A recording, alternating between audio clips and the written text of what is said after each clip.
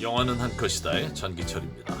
오늘 제가 여러분에게 소개해드릴 영화는 인생은 아름다워입니다. 이 영화는 1997년에 로베르토 베니니 감독이 만든 작품이고요.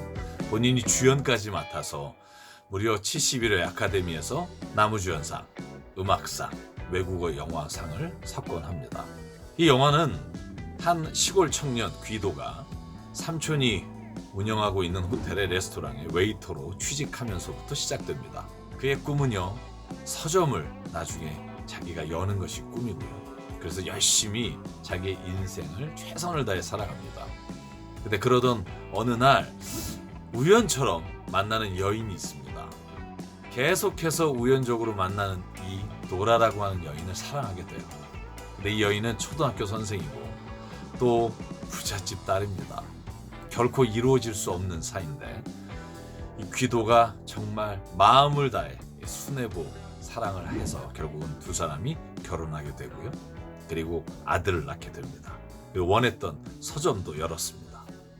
그렇게 정말 행복한 삶을 살아가는데 어느 날 제2차 세계대전이 일어나고 독일이 이탈리아를 점령하게 되고 이 귀도가 유대계 이탈리아인이었기 때문에 그가 유대인이란 이유로 아들 조슈아와 함께 아들이 네 번째 생일을 맞는 날 포로 수용소에 들어가게 됩니다. 여러분이 사랑하는 아내가 자기 남편과 아이가 끌려갔다는 소식을 듣고 자기는 이탈리아 여인임에도 불구하고 스스로 이 수용소로 들어가게 돼요. 서로 남자와 여자가 나누어져서 수용소 생활을 시작하는데 여러분, 아버지가 아들 조슈아가 두렵고 떨리는 모습을 보면서 힘들겠어요. 그래서 아들에게 이렇게 말합니다. 조슈아야, 이건 게임이야. 아빠가 너를 위해서 생일날 특별한 게임을 준비했는데 여기에서 1000점을 받는 사람이 1등을 하는데 그 사람은 탱크를 선물로 받는 거야. 수용소 안에서 얼마나 절망적이고 힘든 상황들이 많아요. 그런데 이 아빠는요, 매 순간마다 조슈아, 오늘 아빠가 60점을 땄단다. 와, 저기 무서운 사람들 있지, 총 들고 있는 사람. 그 사람들은 이 게임을 진행하는 사람들인데 그 사람들은 말은 무섭게 하지만 무서워하지 마. 이 게임을 위해서 있는 사람들이야. 그리고 옆에 있는 사람들이 너를 무섭게 하거나 두려운 말을 해도 듣지 마.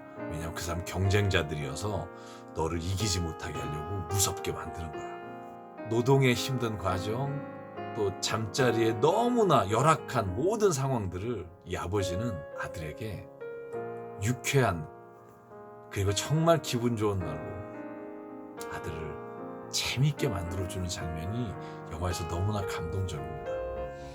근데 제가 여러분에게 오늘 소개할 이 영화의 한 컷은 영화의 마지막 부분이에요. 마지막 부분에 연합군이 다시 쳐들어와서 독일군들이 후퇴하면서 자신의 수용소에 흔적을 남기지 않으려고 사람들을 다 죽이는 장면입니다. 그때 이 귀도는 아들을 그래도 비교적 안전한 그 길거리 모퉁이에 있는 옷장 같은 곳에 숨겨두고 아내를 구하러 여장을 하고 여자 수용소로 들어가게 됩니다.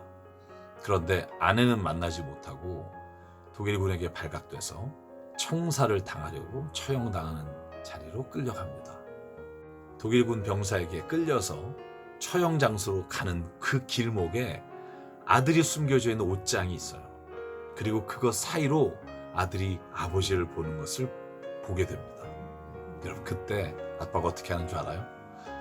그 아들에게 이렇게 윙크를 하면서 찰리 채플린의 모습으로 아주 익살스럽게 독일 병정에게 끌려갑니다. 아들은 보면서 안심을 하고요. 그런데 이내 총성이 들리면서 귀도는 죽게 됩니다.